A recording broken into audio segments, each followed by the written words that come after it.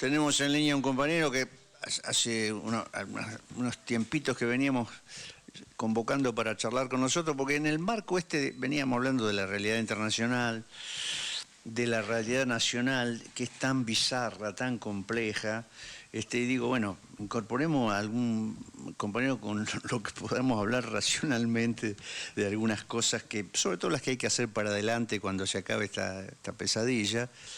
Y bueno, dijimos, llamamos a Carlos Raimundi, que es un compañero con el que se puede debatir y charlar de muchísimos temas, política internacional y política nacional. ¿Cómo andás, Carlos? ¿Cómo te va? Bueno, ¿qué tal? Sí, bueno, muchísimas gracias. Mira, sí, honestamente es tan desquiciado el marco, el contexto, tanto internacional como nacional, que poder conversar respetuosamente y tratando de esgrimir argumentos y hacerlo, y si la persona que está dialogando con nosotros tiene una mirada diferente, no descalificarla. Hoy es revolucionario. Hoy Sí, es revolucionario, tal cual, ¿no? tal cual. Se ríe acá Pascual Manganiello, está acá al lado mío. ¿Cómo estás, Carlitos?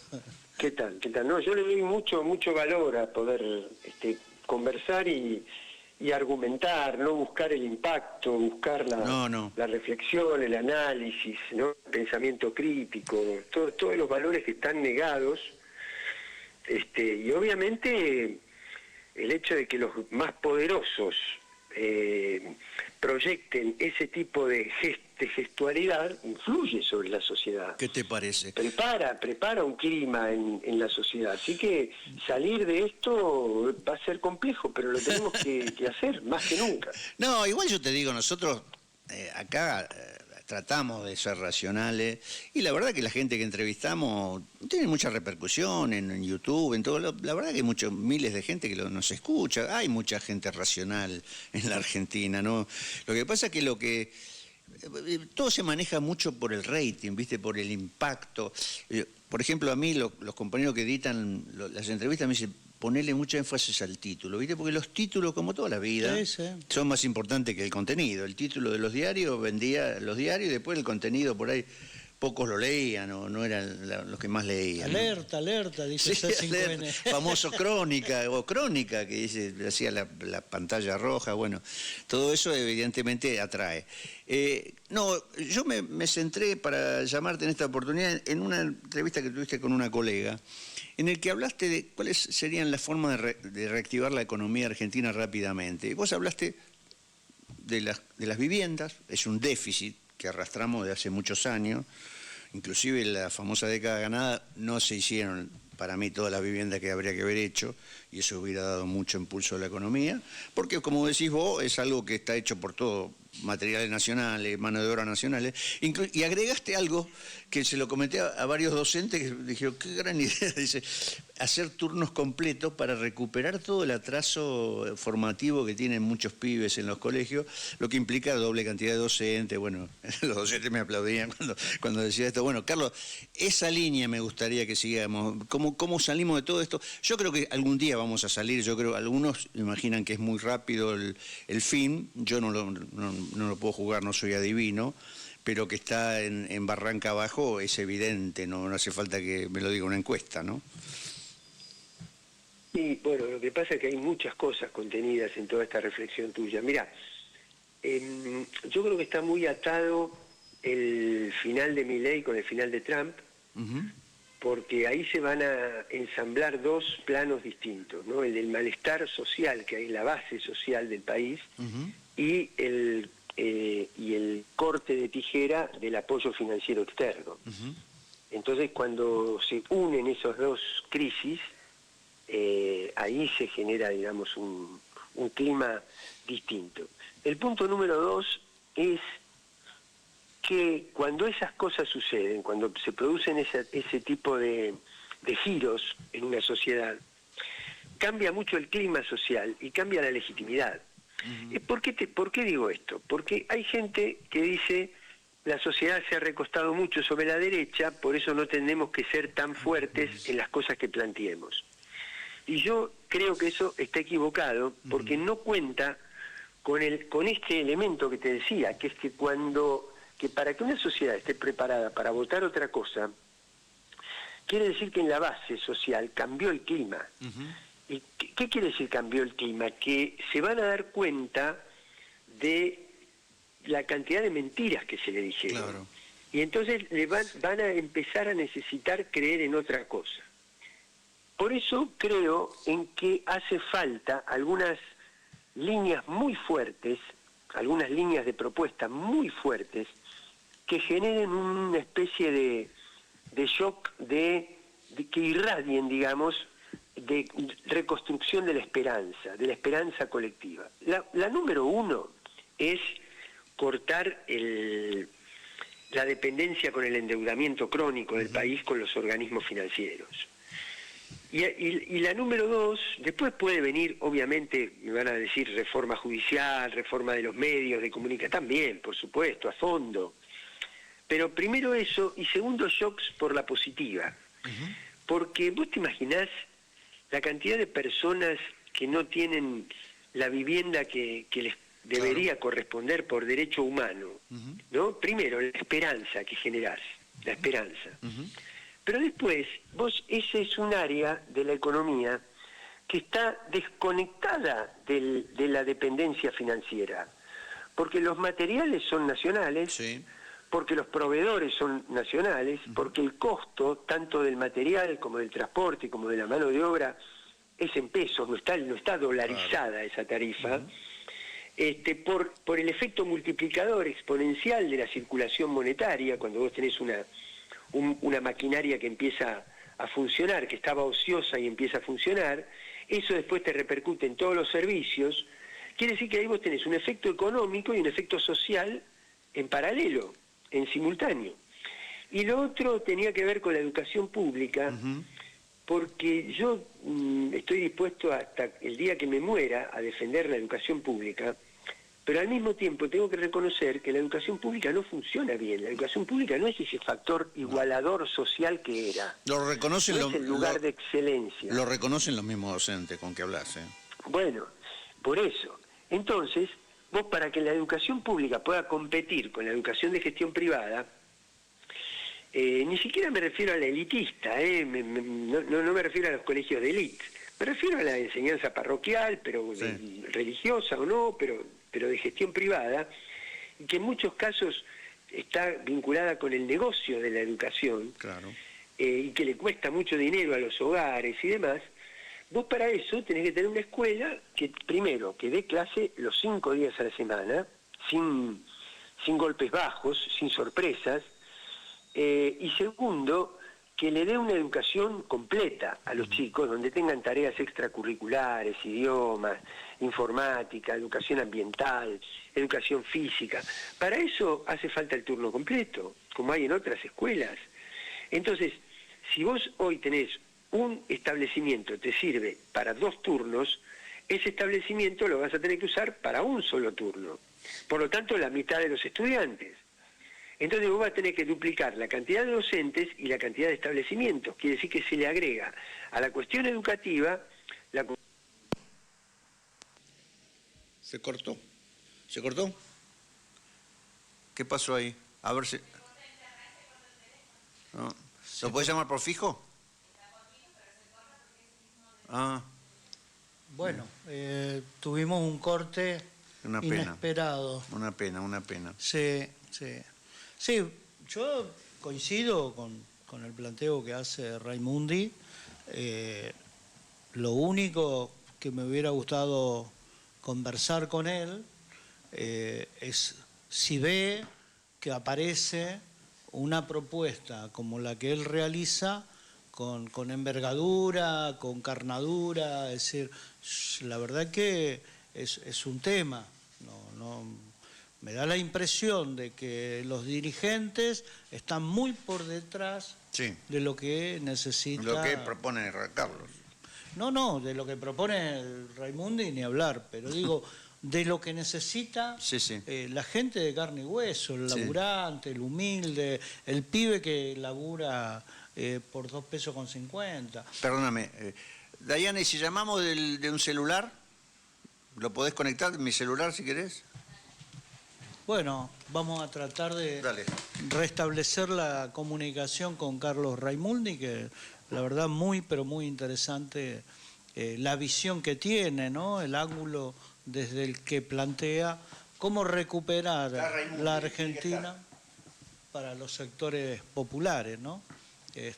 Y terminar rápidamente con este gobierno, Guillermo. Está enganchado en lo técnico. Está Dayana tratando de establecer una comunicación por otra vía que no esté vinculada a Internet, porque la Internet tenemos problemas, ¿eh?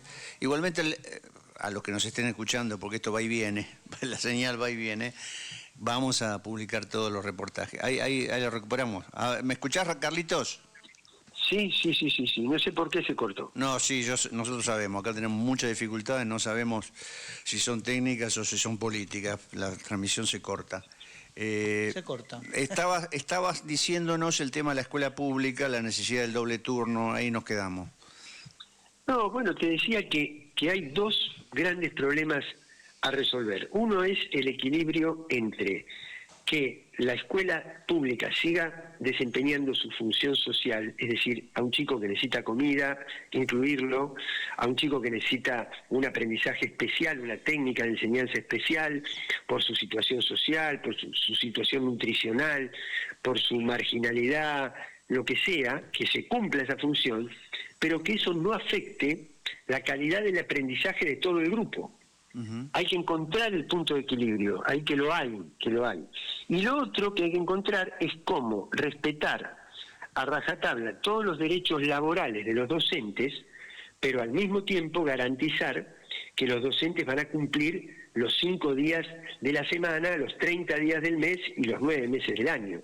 Porque sí, hoy tenés un problema que el docente consigue un trabajo con mejor salario en una boutique de perfumes, entonces se va del aula, entonces el chico se queda con una suplente, tiene 4 o 5 maestras en el año, todo eso afecta la calidad del aprendizaje. Entonces, todos son temas a resolver y que nosotros, claro, como nosotros nos quedamos en la defensa del concepto escuela pública, pero no entramos en los intersticios, claro, ahí entró Milei y dicen, pero ¿se dan cuenta que esta gente está defendiendo algo que no funciona? Entonces, Milei lo toma eso para destruirlo. Nosotros tenemos que tomarlo con un sentido crítico para corregirlo y para poderlo relanzar a la población. Sí, tal cual. Y Carlos, ¿vos tenés alguna idea de alguien que pueda plantear esto que vos sostenés, que coincidimos nosotros plenamente, pero que nos parece que está un poco huérfano de propuesta? No aparece ningún dirigente, o sí, pero que no tiene la masividad necesaria como para... Y bueno, entonces, mira, o tenemos que buscar dirigentes que tengan masividad, o le tenemos que dar masividad a los dirigentes que estamos planteando eso. Claro. Yo creo que, Carlos, para nosotros, particularmente en los espacios políticos y gremiales que nos manejamos nosotros, creemos que es una etapa que hay que intensificar la participación de la gente, la participación popular en las discusiones. Yo creo, mira, un buen ejemplo fue la movilización del 24 de marzo, que tuvo un contenido enorme de juventud, adolescentes inclusive, de mujeres, nuevos, con personas que por ahí era la segunda o tercera marcha que iban en su vida, con un contenido político importante, porque tenían bien claro que el gobierno de Milei es enemigo de ellos, y no solo era la reivindicación de memoria, verdad y justicia, sino también una crítica fuertísima al gobierno y a otro rumbo que necesita el país.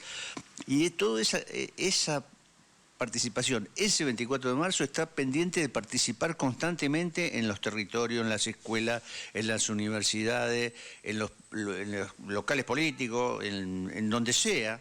Está pendiente de organizar todo eso. Hay todo un mundo a organizar que está pendiente de organizarse.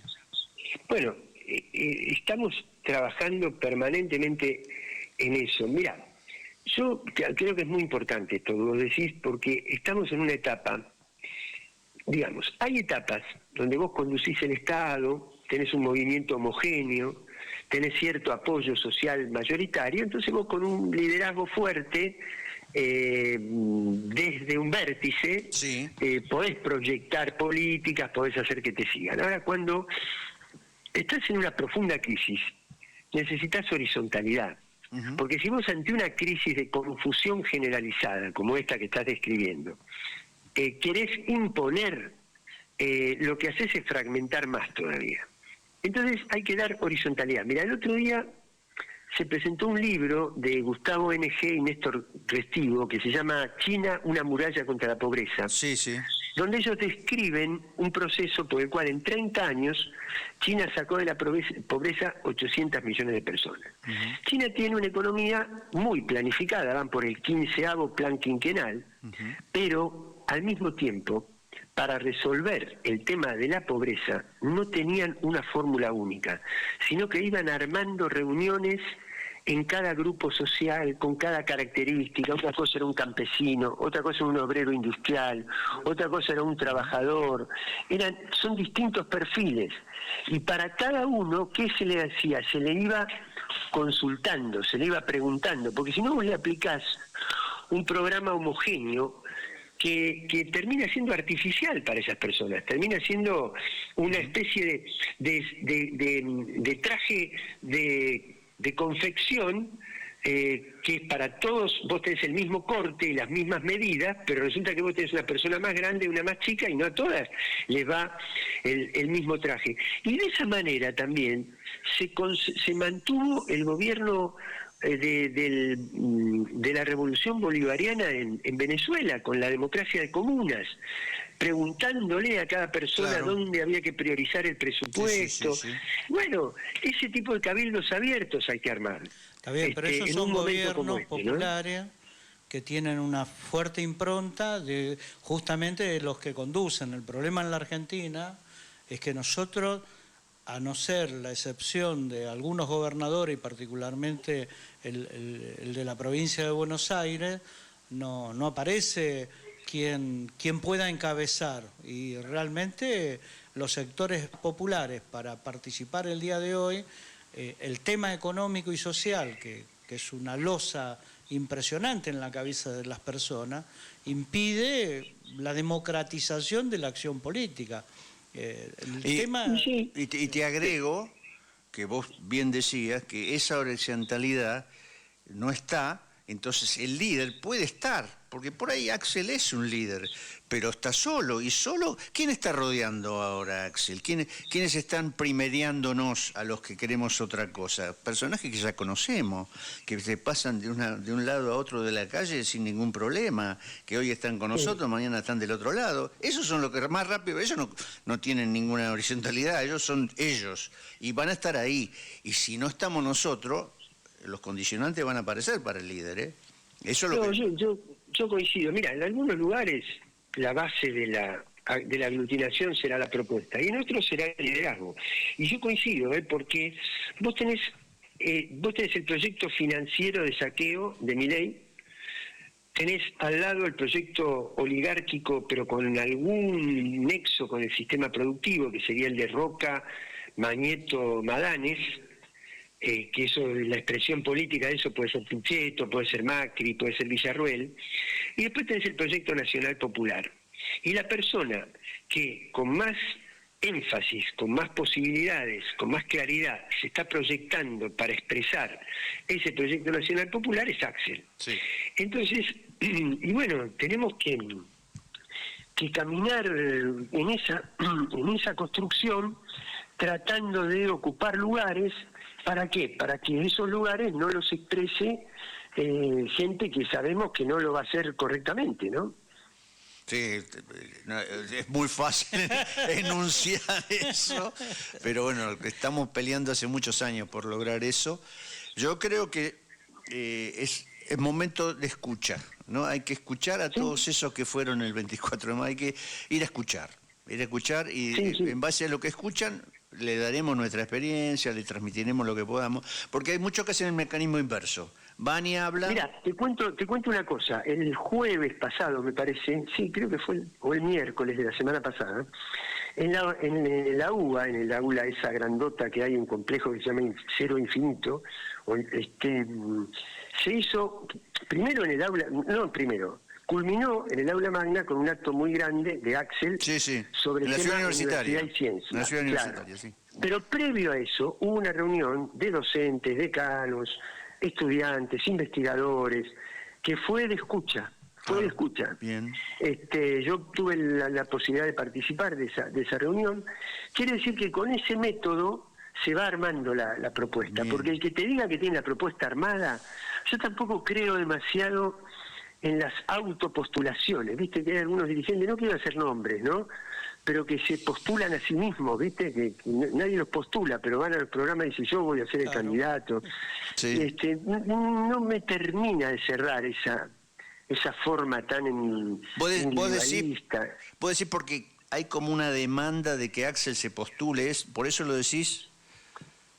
No, digo porque hay algunos que se postulan a sí mismos, no es el caso de Axel, no. No, porque muchos compañeros y compañeras reclaman de Axel alguna señal.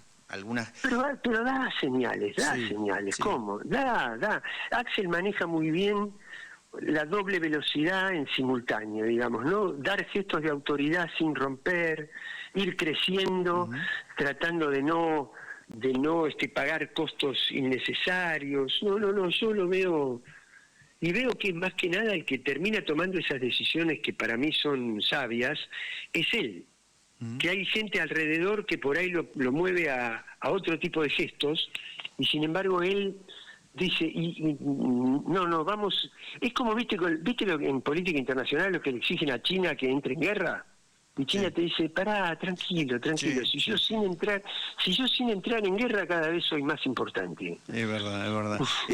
Sí, justamente Axel ahora está en una internacional progresista, algo que lo invitó el presidente de España, del jefe de gobierno de España, en la que está Lula, Petro y... Sí, contrato de presidente. Sí. Eso pues es que es muy importante, no solamente por el proyecto que va a venir, sino también es muy importante porque es muy importante que los iraníes, porque viste que hay 3 países en guerra con Irán, Israel, Estados Unidos y Argentina. Ahora nos reímos Trump, para no llorar. No, pero Trump declaró, hace 15 días, Milei dijo, vamos a ganar esta guerra. Sí. Pero resulta que después Trump se le ocurrió sentarse a negociar. Sí. Así que no sé ahora si Milei sigue en guerra, si está negociando, no sabemos. Cargando de combustible los F-16. Pero es muy importante que los iraníes no se lo tomen en serio. Y para que no se lo tomen en serio y que vean que no es toda la Argentina la que piensa como Milei, es bueno que Axel esté en este otro tipo de reuniones, ¿no? Sí. Contrato de presidente prácticamente, porque está reunido con todos los presidentes. Sí, igual en estos días el juez Rafecas procesó a un dirigente iraní, ¿no? Y eso es un poco preocupante, ¿no? Sí. No sé por qué reviven esa causa. Complicado. Pero la van a revivir siempre, pero viste, está muy lejos de la cotidianidad. Eso es como cuando te quieren revivir el caso Nisman, ¿viste? Pero cuando hablas de lo cotidiano, y ahí permitime, el tema de el gobierno de la provincia de Buenos Aires y de las propuestas que vos acabás de enunciar hace un momento atrás, vos decís, Axel hace, yo lo miro con simpatía, me parece interesante, pero me da la impresión que los sectores marginados del conurbano, los trabajadores que han perdido el laburo, el tema salarial, que es un tema gravísimo porque no se llega al 10 de cada mes con los salarios, es decir, no veo que aparezca, no sé si Axel o cualquier otro, no es el tema, proponiendo esta discusión, este tema de la construcción de viviendas en la provincia, la entrega de tierras para que cada... Y lo que pasa es que la provincia está con problemas de financiamiento que no dependen de una buena o mala gestión de la provincia, sino del financiamiento nacional. Bueno, pero aún así yo creo que hay que plantearlo... que prácticamente es un país europeo, tiene el 40% del PBI de la Argentina. Pero la tenés sujeta a un sistema de coparticipación primaria que no depende de la provincia, sino de la Constitución Nacional, que no se está cumpliendo, además. Así que eso es muy complicado, pero igual hay que decirlo y plantearlo. Pero ¿sabes por qué? Porque además hay una ecuación que es así, que es casi lineal. Cuando el peronismo abandona las posiciones de vanguardia, cuando digo vanguardia, no digo de élite, sino de avanzada, de proa, de poner la proa y fijar un horizonte, hay un crecimiento automático de la izquierda. Sí, Claro. sí. ¿Qué es Bueno, lo que está ocurriendo con la simpatía hacia la dirigente del PTS, que la verdad que... Miriam. Sí, que es una comunicadora fenomenal que ha encontrado... Sí, aparte no tiene el izquierda. típico discurso trotskista, No. tiene un discurso más abierto, más integrado. Pero un poco esto que dice Carlos, que uno lo ve, que ellos ocupan los espacios vacíos, porque en política no hay espacio vacío. Lo que no hace el movimiento popular, encabezado por el peronismo y otros sectores, lo termina ocupando un sector de izquierda que ojalá pudiera incorporarse al mismo Lo que proceso. pasa es que Miriam me parece que es una excepción, No, yo estoy- no una estoy- regla. Lo que pasa es que el tango se baila de a dos, ¿no? Entonces, Claro. vos ahí tenés que... ¿Cuál es el gran desafío entre el peronismo y la izquierda? Que el peronismo es el que expresa al sujeto a representar, y a veces la izquierda, como no tiene la responsabilidad de gobernar, tiene ideas muy claras que además, al no estar sujeta a las contradicciones de los movimientos de masas, de la realidad, Sí. de la responsabilidad, son ideas más tajantes, que a mucha gente le entusiasman. Entonces lo que habría que hacer es unir el sistema de ideas claras con el sujeto mayoritario. Yo, desde la perspectiva del sujeto mayoritario, estoy dispuesto a abrir la puerta a esa alianza. Lo que yo no sé es si desde la izquierda dura están dispuestos a integrar. No están dispuestos. Eso, A mí no me cabe duda que no están dispuestos. Diálogo Ahora, eso está permanente. también en la decisión de Miriam. No, está bien, pero un poco lo que vos planteás, esa fusión entre ideas y práctica de masas, lo que tenés que hacer es fusionarla desde la dirección de un frente, no solo que se plantee, como fue la barbaridad de ponerle límites a Milei, que me pareció, la verdad, muy pobre como consigna, sino que, bueno, uno lo que está buscando e intentando hacer es dialogarlo. ¿Por qué? Porque a cada propuesta para hacer la diferenciación entre el gobierno de la provincia de Buenos Aires y el modelo de Milei, de Macri, o sea, del peronismo de derecha que gobierna un montón de provincias en la Argentina, es una propuesta concreta de gobierno. Y hoy sos gobierno en la provincia de Buenos Aires, ya llevas 6, casi 7 años de gobierno en la provincia. Y bueno, pero hay un modelo. Vos fíjate que está paralizada la obra pública, pero ahora yo en 2 minutos tengo que salir para La Plata y están ensanchando la autopista, La Plata-Buenos Aires. Vos decís, pero la pucha, Sí. Es una flor de obra importante y todo que no se paraliza y que se hace con presupuesto provincial, haciendo malabares. Pero volviendo al concepto esto el ensamble entre el movimiento de masas y las ideas más progresistas. Ahí Miriam tiene una opción: o robarle votos de clase media al peronismo, o tratar de ser responsable entre una alianza entre el movimiento obrero y la clase media. Si ella elige lo chiquitito, elige pichulear votos a la clase media y decir, la izquierda siempre me dio 2 puntos y conmigo va a mover 6 puntos. 3 diputados más. Va. Claro, bueno. Y si no, la otra es una alianza que tenga el horizonte puesto en una mirada estratégica. Ojalá, ¿no? ojalá. Me tengo que ir. Sí, ya escuché que te tenés que ir para La Plata. Bueno, quedo pendiente de muchos temas, lo hablamos la próxima. Muchísimas gracias. Lo hablamos la próxima. Muchísimas gracias, Carlos. Gracias a ustedes. Chao. Un abrazo grande. Un abrazo grande.